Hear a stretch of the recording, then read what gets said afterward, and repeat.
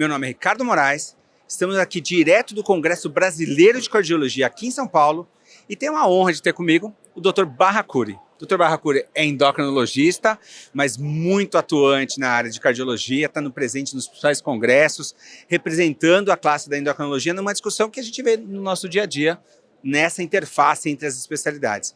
Bom, primeiramente, eu queria agradecer ao Dr. Barracuri pela presença. Oi, Ricardo, o prazer é meu, o prazer estar com você aqui discutindo cardiometabolismo, que é um dos temas mais importantes do Congresso Brasileiro de Cardiologia. É isso, é esse tema que a gente vai discutir, como vai impactar a vida do seu paciente. Para isso, a gente vai começar com um tema super relevante. A gente sabe que cada vez mais a gente tem tecnologia, novos tratamentos, novas abordagens terapêuticas para tratar melhor os nossos pacientes. Mas a gente tem um desafio de sustentabilidade do sistema, de incorporação no sistema. E é esse ponto que a gente vai discutir com um tema super relevante que o Dr. Barracuri tem muita expertise e muita experiência prévia e que vai poder contar um pouco para a gente. Bom, fazer uma pergunta já de cara super importante. O que é farmacoeconomia e como que isso impacta a sustentabilidade do sistema público? Ricardo, a farmacoeconomia, de uma maneira muito fácil para todo mundo entender, sempre a gente tem lançamentos. A gente está aqui no Congresso Brasileiro de Cardio, as salas ligadas às novas terapias, porque novas tecnologias nem sempre é terapia.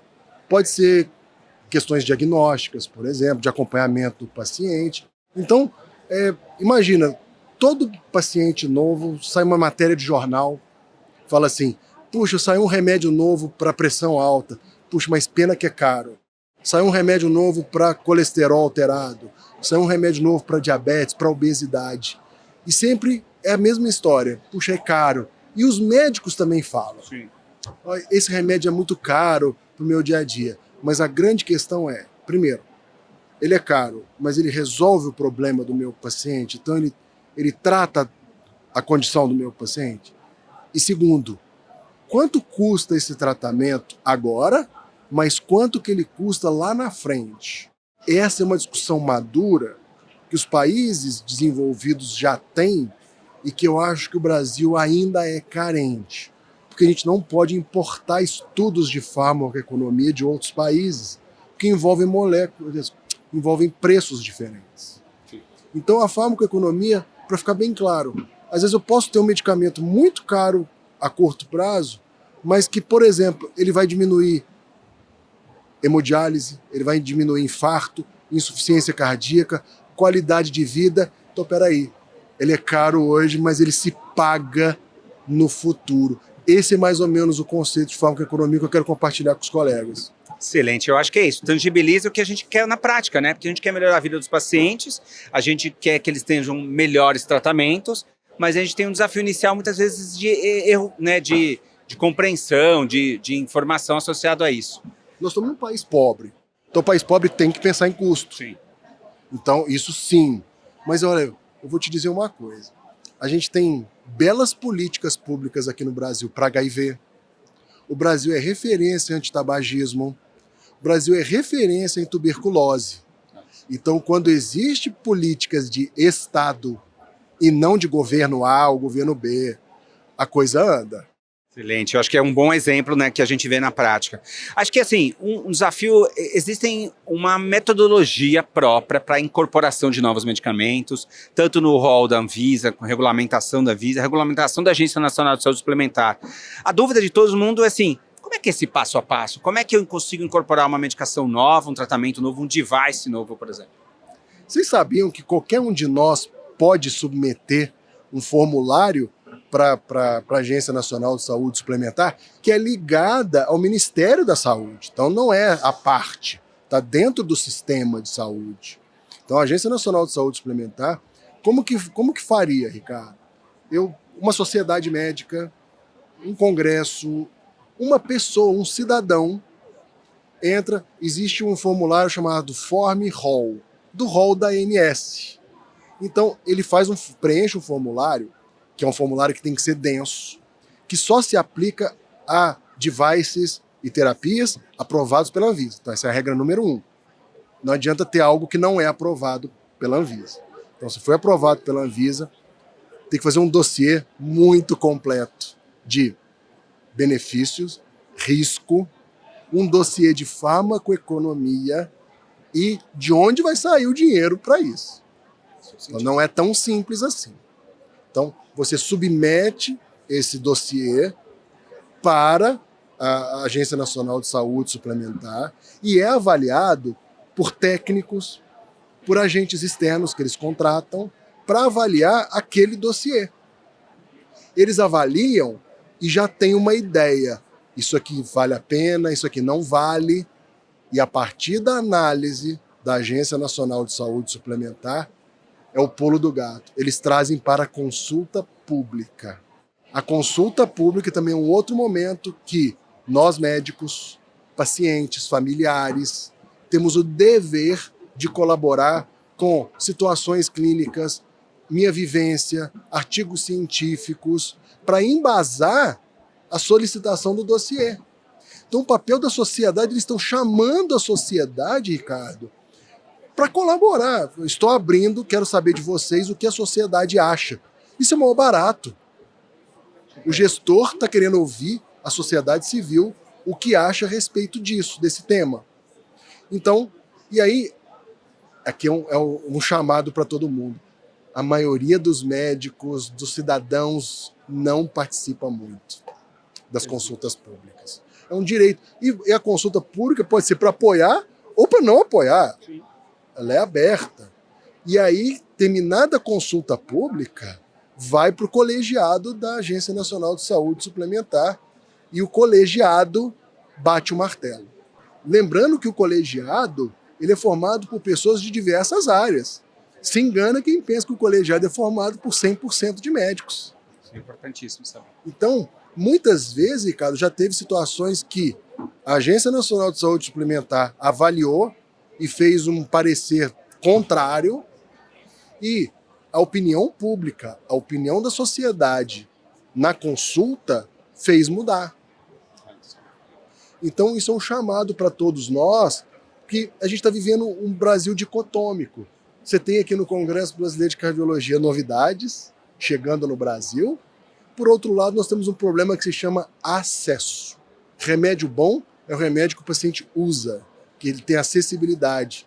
E muitas vezes, infelizmente, muitos brasileiros não têm acesso a novidades. E aí entra as consultas públicas da Agência Nacional de Saúde Suplementar. Excelente, porque assim, o médico tem um papel super importante na consulta pública, muitas vezes ele é impactado com a consulta pública, mas acha que é um processo muito burocrático, não acredita no processo e acaba não respondendo, acaba não se interagindo, e assim, é totalmente um documento, né, da Anvisa, é online hoje, né, nos dias de hoje é muito mais fácil, você dá, né, se você concorda ou não, e é totalmente aberto, né, para o médico, para você orientar o seu paciente, para você orientar alguém, uma sociedade de classe, uma associação de pacientes, né? Muitas vezes elas têm a participação ali e eu acho que assim, para o médico faz tanta diferença porque ele está sentindo a dor, né? Ele está vendo no dia a dia dele aquele paciente que não consegue tratar uma doença que eficazmente, que sabe que tem medicações melhores, sabe que tem tratamentos melhores, mas que está na consulta pública. E se ele conseguir colaborar nessa consulta pública, ele pode fazer diferença para a vida dos pacientes dele mesmo, né? Exato. O médico pode colaborar ele mesmo, participando, e contaminando, entre aspas, os seus pacientes e familiares a participarem. Então, associações de pacientes também são muito úteis. Vou dar um exemplo da minha área, que é de diabetes tipo 1. A DJ, por exemplo, muito famosa. Várias sociedades de doenças que têm um papel muito forte nisso. Então, cabe a nós não ter preguiça, colaborar. É online, é fácil, simples. Quantas vezes o poder público pergunta para a gente o que a gente acha? É uma bela oportunidade que não podemos jogar fora. A gente está num congresso que está discutindo cardiometabolismo. A gente está falando de uma doença que mata ainda muitas pessoas, que é a doença aterosclerótica, manifestações, né, clínicas dela. A gente está falando de hipercolesterolemia. E a gente sabe que muitas vezes a gente tem um desafio de tratamento desses pacientes, a complexidade associada para a redução de mortalidade, redução de desfechos, redução do que a gente quer no dia a dia, né? Como todo médico, como todo cardiologista, endocrinologia que sente isso na prática. Como é que a gente... Será que ainda a gente precisa, na saúde suplementar, por exemplo, de tratar melhor os pacientes com hipercolesterolemia ou acesso do que a gente vê hoje já trata todo mundo? Olha, eu vou te dizer uma coisa, Ricardo. Para a grande maioria dos pacientes do Brasil hoje, que o Brasil, se fosse um paciente de colesterol alto, o Brasil seria um paciente de baixo a médio risco. O Brasilzão. Sim. Então, eu te digo que o que nós temos hoje de acesso resolve sim a grande maioria dos casos. Porém, nós temos também no Brasil uma parcela de pacientes que tem um risco cardiovascular alto, muito alto e muitas vezes extremo, e que precisam atingir metas cada vez mais baixas com medicina baseada em evidência, com grande evidência científica. Então, para esse perfil de paciente, nós precisamos de novas terapias. Então, não é para todo mundo. Então, eu digo que para a grande maioria nós temos acesso. A discussão aqui é outra. O Brasil tem um problema de engajamento ao tratamento, adesão, inércia do médico. Isso tem que ser endereçado. Porém, nós temos pacientes com muito alto risco ou risco extremo, que tem meta muitas vezes de LDL de 40 ou de 50, que eu preciso das novas terapias para evitar amanhã, olha a farmacoeconomia, o infarto, o AVC, a insuficiência cardíaca, a doença arterial periférica. Então, nesse paciente, nós estamos precisando sim, está faltando arsenal terapêutico, e que venha para nós o quanto antes, porque não tem graça eu ter só para o paciente que tem condição financeira. É isso. A gente sabe dos benefícios, a gente tem evidência científica para isso, a gente tem guideline que estão mudando. O guideline acabou de mudar, o europeu, né, de cardiologia de dislipidemia, o brasileiro de cardiologia está mudando o guideline, está na diretriz, mas não está no rol, não está ali acessível. Exatamente. Então, o papel do Estado é trazer equidade. Quem tem condição, tudo bem, compra. Quem não tem condição, porque justamente porque o Brasil é um país pobre, que tem que pensar em farmacoeconomia. É justamente por isso. Porque sai muito caro um AVC, sai muito caro o infarto, a internação por infarto, a internação por AVC, a doença arterial periférica nem se fala, o transtorno que traz em todos os sentidos. Então, peraí, essa análise tem que ser feita, que às vezes o caro sai barato. Excelente. Bom, várias informações importantes, eu tenho certeza de quem está ouvindo e vendo a gente vai ter muito aprendizado num bate-papo. E eu queria que o Barracuri deixasse para você que está vendo a gente uma mensagem final para o cardiologista, que não está aqui no congresso hoje, mas que se preocupou com o paciente dele, que preocupou a saber sobre consulta pública, que quer entender mais. Que mensagem final você deixaria? Eu falaria o seguinte, é muito importante, primeiro, com as terapias que a gente tem hoje, a gente consegue sim atingir meta em boa parte dos nossos pacientes. Sim. Onde que a gente precisa melhorar? Engajamento, adesão e a inércia médica, que é uma coisa 100% do médico.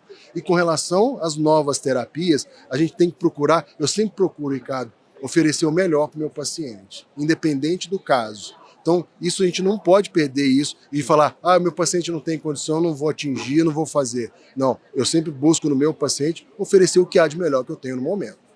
Excelente. Bom, queria agradecer novamente ao Barracuri pela presença, informações super importantes. Queria convidar você que está vendo e ouvindo a gente para continuar acompanhando a cobertura do Congresso Brasileiro de Cardiologia, para discutir esse tema com seus pares, com seus pacientes, para a gente melhorar cada vez mais a vida dos pacientes. Muito obrigado.